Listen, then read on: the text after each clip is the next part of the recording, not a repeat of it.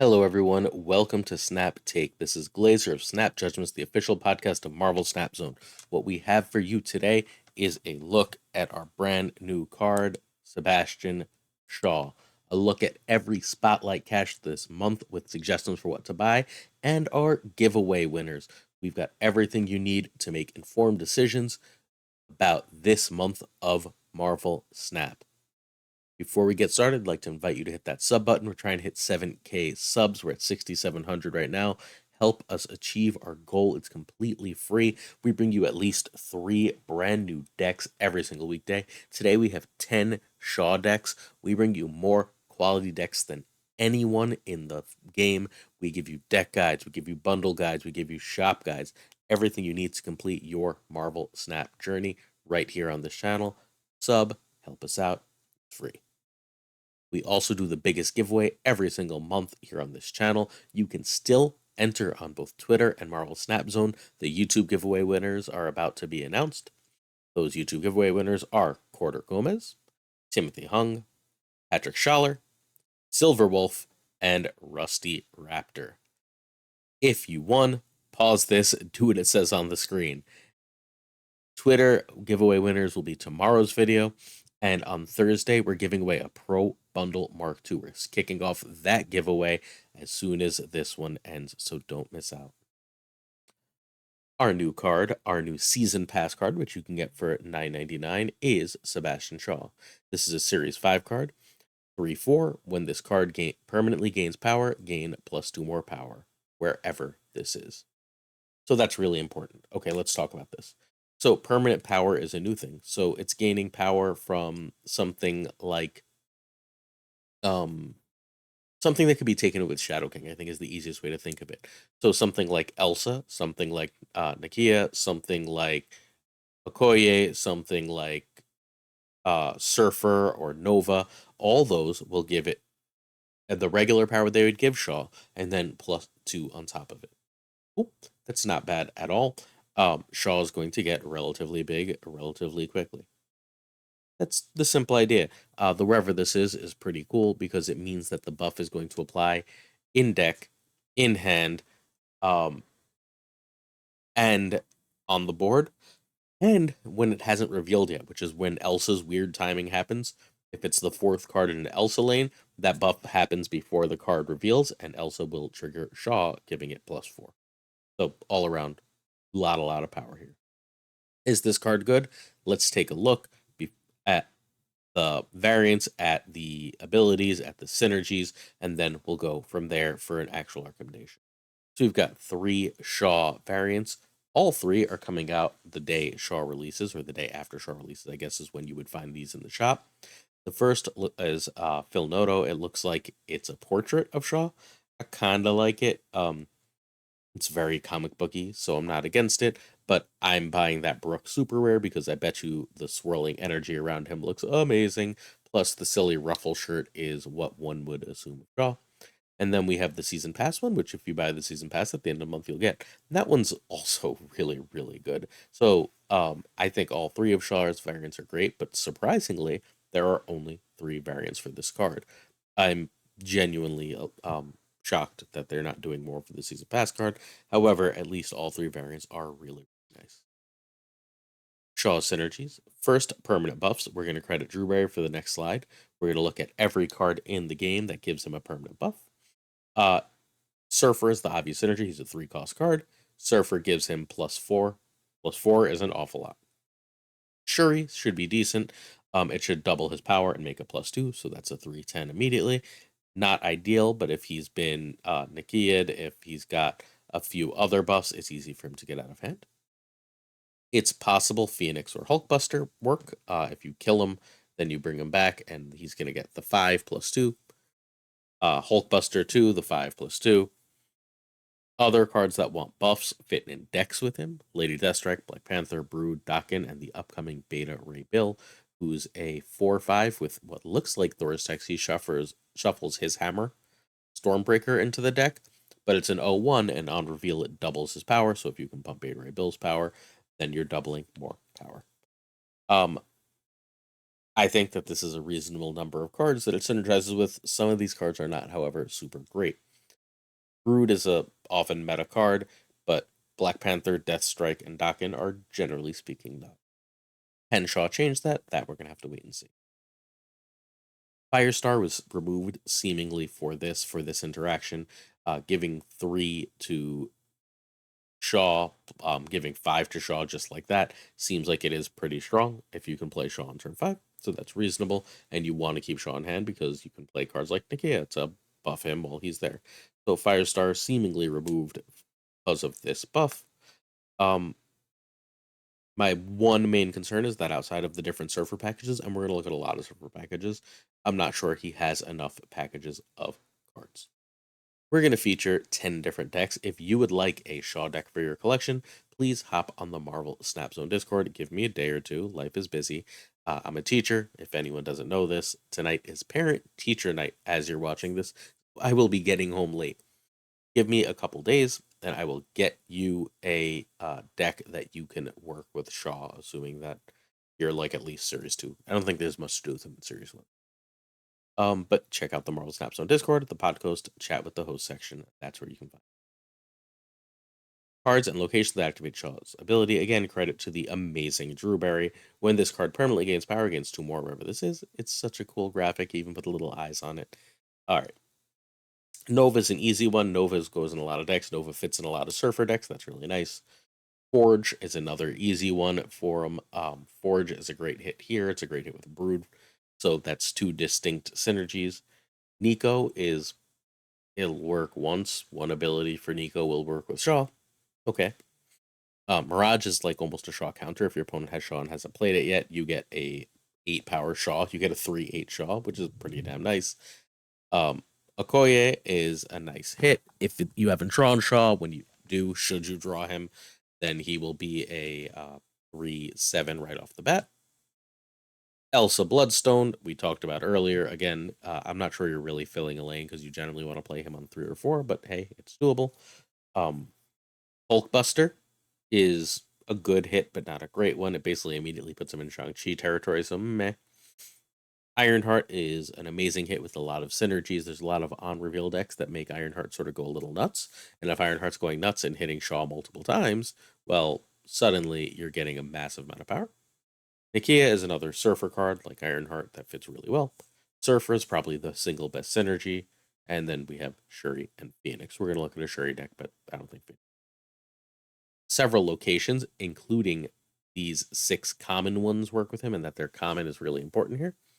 Aunt May's is going to give him 5 power instead of just 3, which immediately makes him a 3/9. Stellar stats. Kunlun needs help. You have to actually find a way to move Shaw there, but if you can move Shaw there, it's going to be +4 instead of +2. Muir Island is completely busted with Shaw, obviously. That +1 power every turn. It'll be 5 to 7, then 8 to 11, no, 8 to 10, and then it'll be 11 to 13, right? Like, that's nuts. Shuri's Lab is pretty good, works just like Shuri. Stark Tower will give 4, and Wakandan Embassy will give 4. All of these make him a premium stat line card. A lot of this also explains why I didn't super love Gladiator in the first place. Everyone's like, I can get a 3/7 with Werewolf and Shaw just for stats. I'm happier with the stats there than a risk of losing the game with them. All right. The first deck we're going to take a look at is Silver Booster. This is our friend Den at Marvel Snap Zone's deck. It is your standard fundamental Brood Absorbing Man Surfer deck. So what you basically want to do is use Forge, Nova, Okoye, and Nakia as buffs, and eventually Surfer, obviously. You can use Absorb Man as a buff as necessary. You want to buff 4 cards, which is a really nice number for this deck. Obviously, Shaw is a great buff. Dakin, who doubles his power when you destroy his shard, is a great buff. Brood gets triple the buff, and if you're copying Brood Absorb Man, then Absorb Man gets triple the buff. So all those things are really, really strong. Forge onto Brood is more power than Forge onto Shaw, which is worth knowing. But this is still a really, really strong deck that has a lot of synergies. You should be able to go over the top of a lot of stuff with this just by playing powerful cards. If you can get Sarah into Surfer to end the game, especially with a Killmonger Nova, your Dakin, your Absorbing Man, your Brood are all going to go completely nuts. in terms of power, and then you should probably win the game. I'm just gonna assume at that point you win the game. Cool. Um, I'm not 1,000% sold on Colleen here. It might need to be Luke Cage, and just if Dakin doesn't double, Dakin doesn't double. But that's where we are for this deck. Next up, we have Safety's Werewolf by Shaw. So there's basically two varieties of right now. There's Brood, which has fallen out of the meta because Werewolf is so good, and there's Werewolf varieties. So the Werewolf variety, I think, is honestly probably not as good. And my logic is it's just got fewer ways to buff Shaw. It's saying I'm gonna win with Werewolf, and Shaw is just gonna let me threaten another lane. So if you can get Forge, and the Nova buff on that Shaw, then you're in really good shape with the Surfer at the end of the game because your Werewolf will also be huge. It's fundamentally the idea your Craven gets bigger. I don't know if this deck wants Shaw. Like, I don't think that like the changes from the meta version of this that Lambie took to Infinity and that Jay Woody went in the tournament with. I don't know if this is better, but I'm willing to try because like Werewolf is a fairly busted card and this seems really fun. Next up, we have Tiger Safety, and this is where we are at. This is another safety deck. Safety is another of my Marvel Snaps and Writer friends. He's completely brilliant. Fair warning. So Shaw is here because if you go, if you just drop Shaw, and then in a different lane you drop Forge and, sorry, you drop Forge and Shaw, right? Then you drop Ironheart and Wong in a lane. If you can Doom and Odin that, you're just, if you hit Shaw a couple times, he's going to explode in power. And if he's exploding in power, you've probably won the game. It seems really simple to me, right? Like, Shaw here seems completely freaking busted. If you drop an Iron Man on it, if you hit it with that Iron Lad being one of the best cards in the game, then you're in heaven. Echo says, I don't really want to deal with Cosmo. Cosmo's in the meta. And then you just go to town. So your curve here, assuming like you've got several curves here, right? You can go Echo into Forge, into Shaw, into Wong, into Ironheart, into Odin, and probably win the game. Or you can go whatchamacallit. Now there's one extra. That Wong turn's gonna screw me up here. Or you can go Zabu into Wong, into Ironheart, into White Tiger, into now you don't have a Shaw turn, huh? I guess you're not doing it that way.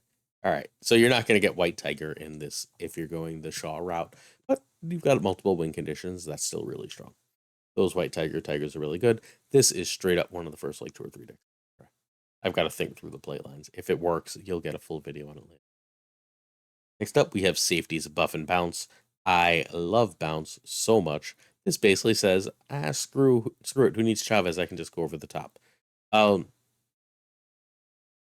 don't want Chavez because now I draw Shaw a little bit less and I see Okoye, and that's nice. So you've got Forge here, Okoye, and Nakia as ways to buff that Shaw. He gets really big. Luke Cage stops the opposing Shadow King, and then you bounce Werewolf all over the board, and Werewolf wins you the game in one lane, Shaw wins you the game in another, and you have a couple demons to help you out along the process. Iceman and Spider-Ham mess things up. Nico does whatever the hell Nico wants to do, and this deck should be really, really good. This is another one I'm going to play right the first away. Wakandan Surf. I don't know what this is. This is wild. This started out as a safety deck, and then I messed with it a little bit. So fundamentally, this is trying to combine the Ironheart thing with the Wong thing. So like, yeah, if you get Nakia and Ironheart, right, like your Shaw gets pretty freaking big, and Okoye, excuse me. Then your Brood gets big, and if your Brood gets big, like that's awesome. And then you can drop a Surfer on a Wong, or you can just go Panther Zola. Wong Panther Zola is like a perfectly fine play. There's just a lot of ways to get a lot of freaking power in this deck. If you get a couple pumps on Panther, like you don't even really need to Zola it. Maybe that wins a lane, then Shaw and Surfer win another lane, and just go to town. Good luck to your opponent because this seems nasty. This is one of the best decks in the game. I think the second Shaw comes out. I mean, look, it's already one of the best decks in the game. Just no one bothers to play it. This one has Eliath as the top end, so don't yell at me. I know Eliath is in a deck. He's going to be in some decks. But basically, like, Forge and Nikaya really, really benefit Brood and Absorbing Man and Sinister, right? Surfer benefits Brood, Absorbing Man, Sinister benefits Shaw. Shaw is like your backup power soak here. Shaw doesn't work with the Patriot line, but he should otherwise work. This is based off of Sensor, I want to say, won a tournament with this. Someone won a tournament with a version of this and basically added Shaw and Nikaya to it and said, let's go to town. I think that this is going to be really, really strong. Just fair warning, this deck is mean and people stopped playing it, and I don't think they should have. Next up, we have Destroy. I don't know if this works, but I wanted to try and get a Lady Deathstrike deck in here. And pumping Nimrod and pumping Lady Deathstrike both seem pretty freaking powerful. And of course, you can pump Shaw. Nova's your main pump here. Your Shaw's not going to be huge unless you go Forge and Nova directly on him. But, like, that's totally fine, right? You don't need it to be. I guess you could Shuri too. So you can Shuri Deathstrike, Shuri Nimrod, Shuri Shaw. And if any of these you do, then, like, you can Zola this stuff around. You can drop a Deathstrike elsewhere. You just have a lot of power in the deck. It's a strong deck. Not the strongest thing in the metagame, but, like, I think that this is probably decent. Your basic game plan, your, like, real game plan is Shuri into Nimrod and then eat Nimrod twice or drop Destroyer. Next up, we have Wakanda. This is a more straight up version of the previous deck. It is a Shuri Red Skull deck, but it's also a Shuri Black Panther deck. I had one of these ages ago that I called Black Skull. That was really good. This does the same basic thing. It says if I get Zabu, I can go completely crazy with power. If I don't get Zabu, it's totally fine. I can go Wong into Panther into Zola, or Wong into Panther into Taskmaster, or I can go Shuri into Panther into Taskmaster, or etc., or Shuri into Red Skull into Taskmaster, and so on and so forth. Any extra power bumps they have from Okoye and Nakia are just great along the way. And if you can get that any of that going, you're so much the better. Zabu and Psylocke give you the extra Wong into Shuri play, which is just, like, completely insane. Also completely insane in Deathstrike. I strongly urge you to then Zola that and win the game. Cool. I really like this deck. I don't know if this is good, but this looks super fun. Next up, we have a discard thing. I built this discard thing ages ago, and I kept winning with it, but no one else seemed to win with it. This is a modification to it. I threw Surfer in when I realized I had quite a few threes, and Nova and Forge, right? And basically, what you do is you get rid of their hand, and you have powerful things to play. If you're pumping Dakin, Shaw, and Deathstrike, you're pretty damn happy. Samurai is a little bit dangerous here. It could be Colleen, but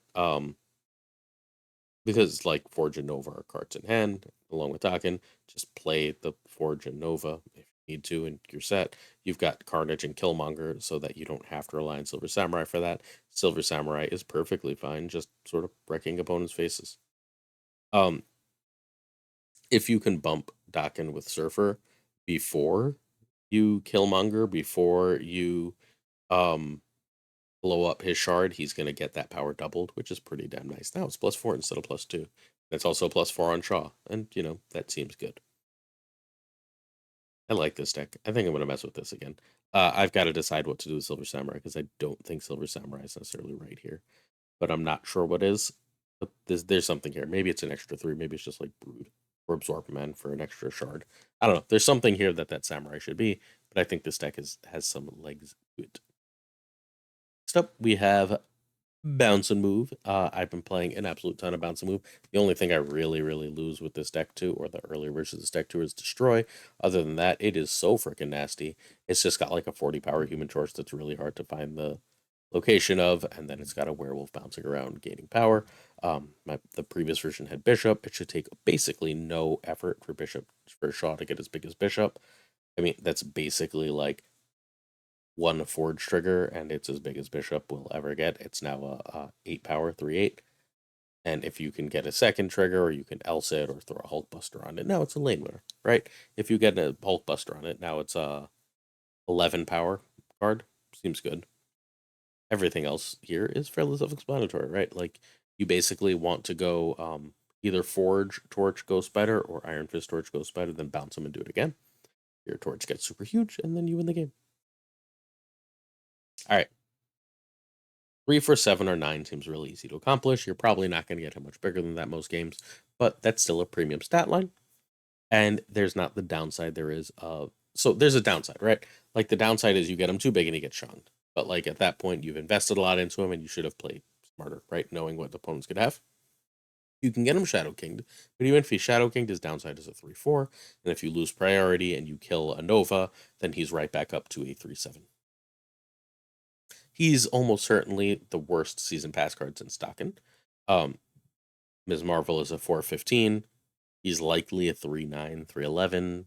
That's not as good as a 4/15 for obvious reasons. It takes work to do him. He doesn't enable himself. Elsa upon release was busted. He might be better than Elsa now, but around the same level. And Loki's probably the best card in the game. He's better than Dakin. Dakin takes a lot of work to get going and is very specific. I think outside of discard, I guess like he's probably about as good in most decks as Dakin is in discard, which is to say he takes a good deck and makes it better. He takes a good deck and makes it a few percentage points more likely to win. So you get Surfer with just Nova and Surfer is a 3/11, and that seems good because that's happening on the last turn and it's hard for your opponent to stop, and they have priority, right? Like there's nothing they can do about that if they have priority. You're just saying, okay, cool. So I've got a 3/11 now. And if you've got whatchamacallit out, a Brood out or a Werewolf out, the power is now crazy. And it's 1,500 gold for the season pass, and it's 4 extra variants for the season pass, and it's 1 less Series 5 to get later. So I think you should get it. I think you should always get the season pass. But like it's hard for me to imagine this not being good in Surfer, and Surfer's a meta deck right now. So if we have a meta deck that this fits in, that becomes a package in, then it should be in the game. It should be in your collection if you hopefully if you can't afford it, you win a giveaway. I'm doing an East Asia giveaway at some point soon, just so you guys know. I'm not trying to announce it too much yet because I gotta wait to like check finances and see when it's gonna happen. But I'm doing like an East Asia giveaway to try and help out. Stay tuned. Next up, before we look at the rest of this month's cards, and we're gonna look at every spotlight for this month, let's keep in mind there might be no skip week with the season pass in January, or they might do what they did this month, and one card might not come out. The patch will be live at some point today. Let's see what it changes. All of this is obviously subject to change in the patch. Everyone seems to expect them to tell us about the series drops they said they'd talk about before the end of the year today. And I don't. I mean, it could happen, right? Like, who the hell knows?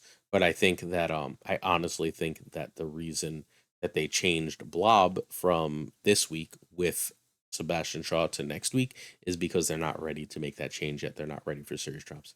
I think it'll happen around the end of the year when they explain it for the next month back. Jeff, Iron Lad, and Nico Monroe are 3 of the best utility cards in the game, and all 3 are in spotlights this month. In order, I think Iron Lad at the end of the month is the single most valuable card you can get this month. In a landslide, Iron Lad is rarely in spotlights, and he's a phenomenal card. Go grab the Lad. I think then Jeff, then Nico, depending on what your play styles are. Nico's better in bounce. Jeff is better in things like lockdown. And Jeff is in spotlights this week. Nico's in spotlights in 2 weeks with Havoc. But Havoc, we think, is a Series 4 card, so a little bit of A, a little bit of B. Jeff is with 2 other Series 4 cards too, though, so like, I don't know. Decide based on your playstyle, but I think you should get Lad. I think you should 100% save for Lad. Save 4 spotlight caches for Iron Lad, please. Especially if you have a Nihilist, because then he's in with Celine, and Celine suddenly looks. If you don't have High Evolutionary in your early Series 3 and your journey, then High Evolutionary is the first week of January, and you should really grab High Evolutionary because he opens up at least 2 decks for you. You have the Moon Girl double She-Hulk stuff, and you have the Lockdown stuff. Fundamentally, as soon as you have High Evolutionary, like you can use 1 or 2 more cards, and you can upgrade the deck as you go. But it gives you access to a Tier 1 deck basically immediately. Loki and Elsa are with Grandmaster, so if for some reason you're stubborn about buying season passes or can't afford it, then Grandmaster seems to me to be the best card in January, and Loki and Elsa are both extremely powerful, although Elsa's taking a hit. Werewolf is back in January, and Werewolf is again one of the 5 best cards in the game, along with Loki. That's with Beta Ray Bill. That's the very end of January. So we'll look at January later in the week to try and like let's call January our Thursday video. We'll talk all about the January releases and how to plan spotlight caches. Seems like a good use of time to make sure everyone's clear. And then don't forget, if you're not sure how good the cards from this month are in context, I on Marvel Snap Zone have an article with 50 creators where we all rank the cards of the season from first place to last place. So that you can use that to help figure out what to get. That will be up hopefully tomorrow morning. Again, parent teacher night. It might take me an extra day. It might be up Thursday morning. I'm aiming for tomorrow morning. All right. Spotlight caches for this week are Man Thing with this lovely Mike Diodato variant, Stegron, which I don't know about this variant. I think this is a strange variant, but hey, it's a cool armory Stegron, and an adorable Jeff on a surfboard eating a fish. We are going to look at specific decks and review these cards, but before we determine whether to open them or not, we need to know what the context for the rest of the month is. First, we have Blob coming out next week. Blob Series 5, 6,000 tokens. On reveal, 6/4, sorry. On reveal, merge your deck into this and gain its total power. Ongoing can't be moved. Blob is an immediate meta card. Like straight up, if you have 3 threes left in your deck at the end of the game, he's a 7, 10, 13. 6, 13 is still really great stats. That's just a 6-drop you can drop. He's one of the top 3 6-drops that you want to play in the game immediately. Obviously, not counting Chavez, the most played card in the game. He, Doom, and Eliath are the big 3 6-drops at that point immediately. If you have anything more than a 3 left in your deck, you just rockets up in power, right? You have you can play him with Red Skull Taskmaster, and you play if you have Taskmaster in hand, you can Psylocke into him, and then you can Taskmaster him. You can play Shuri Red Skull and then use him just to grab a ton of power with things like Typhoid Mary still in the deck and so on. He's just going to be a really, really strong card and good in a lot of decks. And like he's guaranteed to be meta because if you've consumed the rest of your deck, there's 0 cards left in your deck. And Darkhawk is now a 4/0. And Darkhawk has been a meta card since his release. And I think this finally chases Darkhawk out and opens up room for other 4s besides Miss Marvel. So I think Blob is an absolute meta card. I could be wrong, but Blob seems really, really strong. Blob comes with 2 other cards. The Living Tribunal, who has 1 hyper-specific deck that needs 1 Series 5 card, 1 Series 4 card, and a ton of Series 3 cards for. I mean, I guess specifically you really need Invisible Woman. And you'd really like Iron Lad, but like you should 100% get Iron Lad for the 1,000th time. And Ravona's a 2/1. She's one of my favorite cards, which is not especially good. I just have a soft spot for her. I really like her. This Blob variant is freaking phenomenal. And if there weren't a hip, I'd probably grab it immediately because holy crap, that outfit is amazing. The mustache is pure win.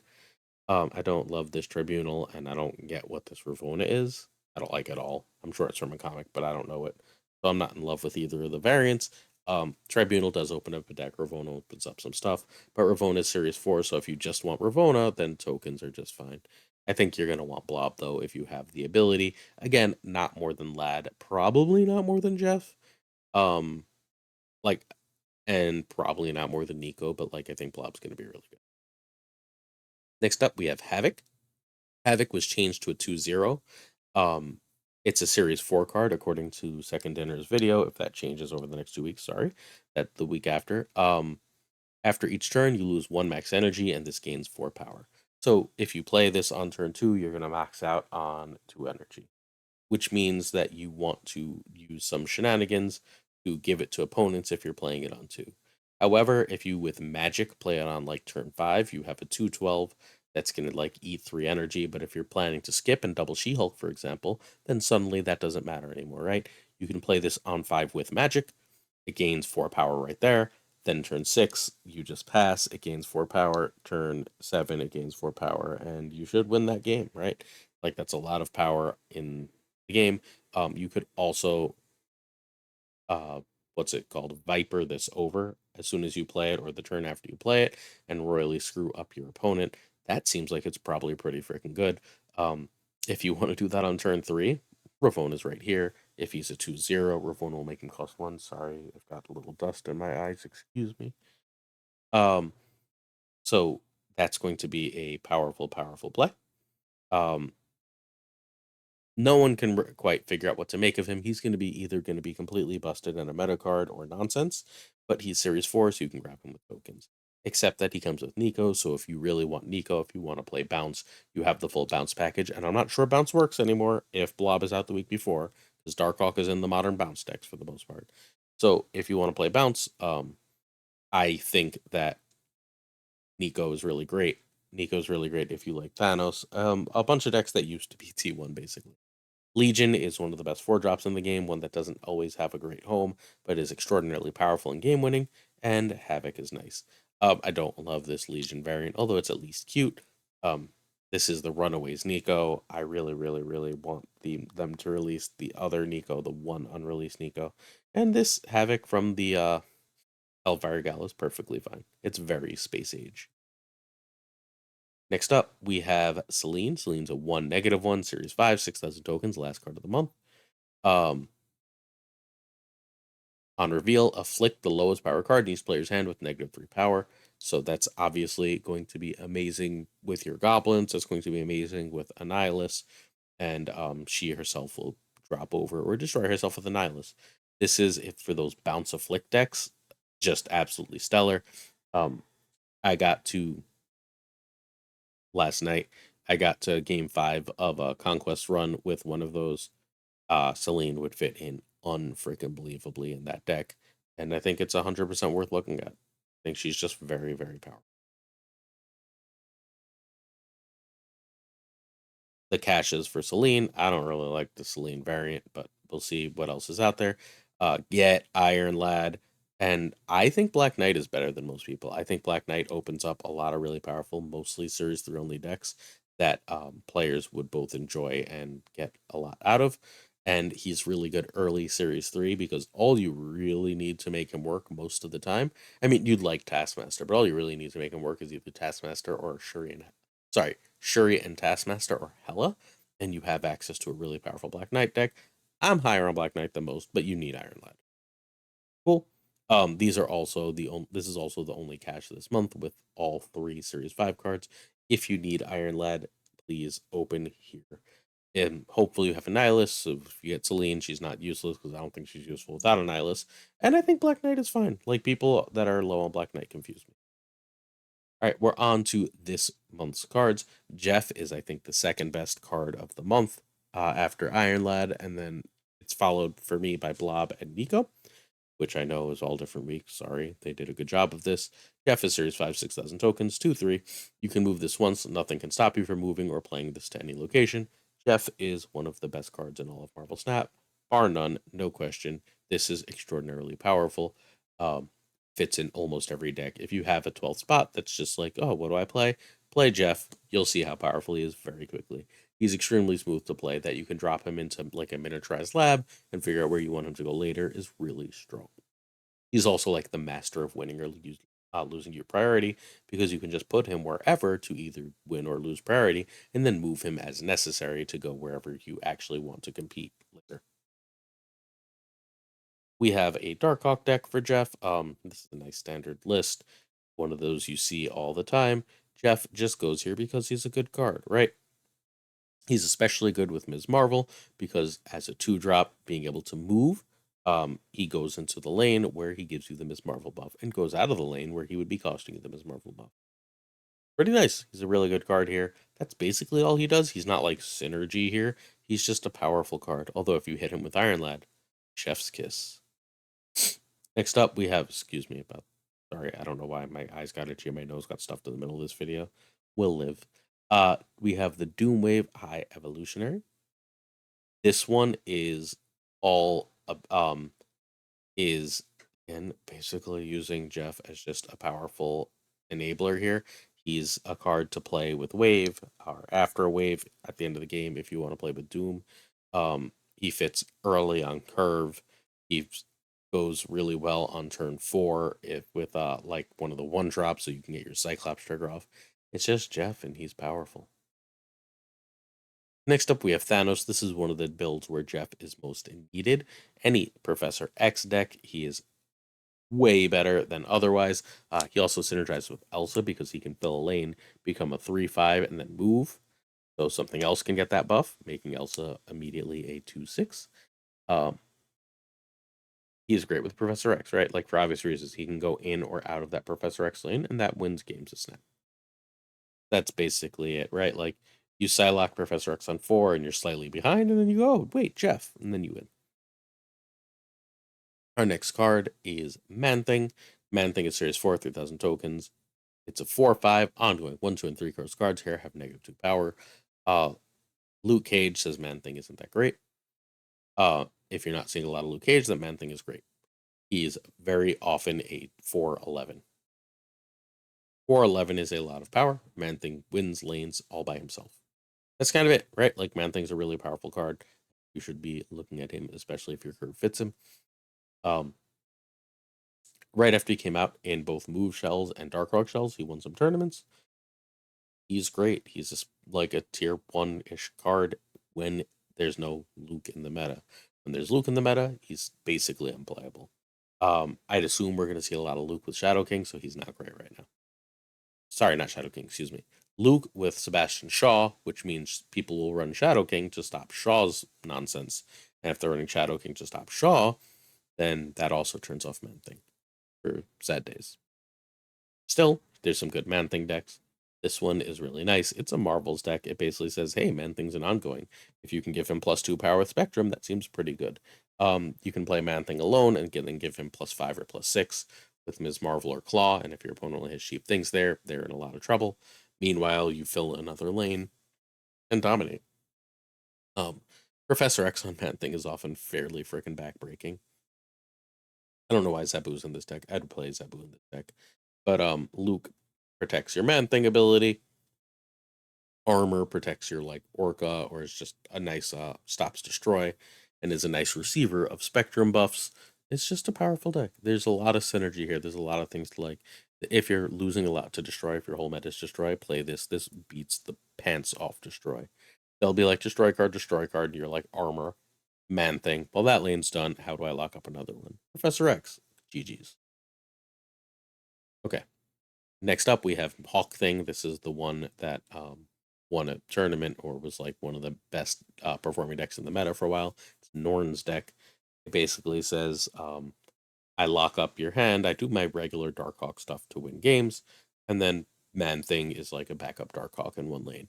And then you have what I can term the Man-Thing package of Man-Thing, Luke Cage, and Rogue.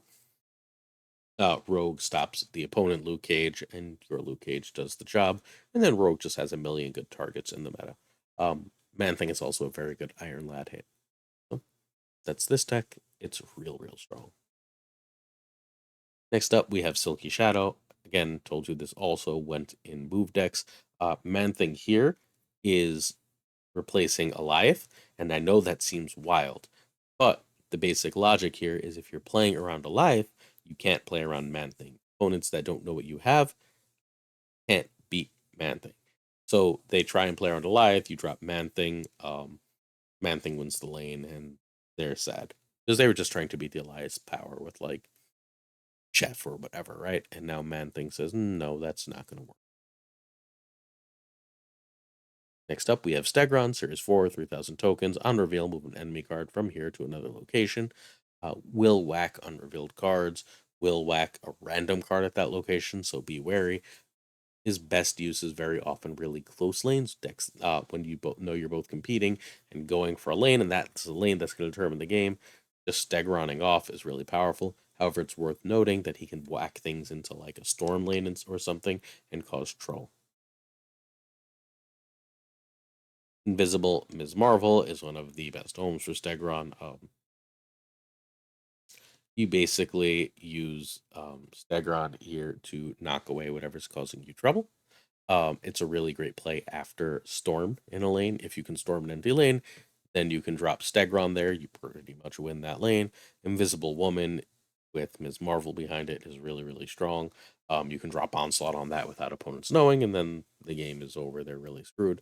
If you go Ms. Marvel into Claw into Onslaught, you win, right? Like, you're probably good.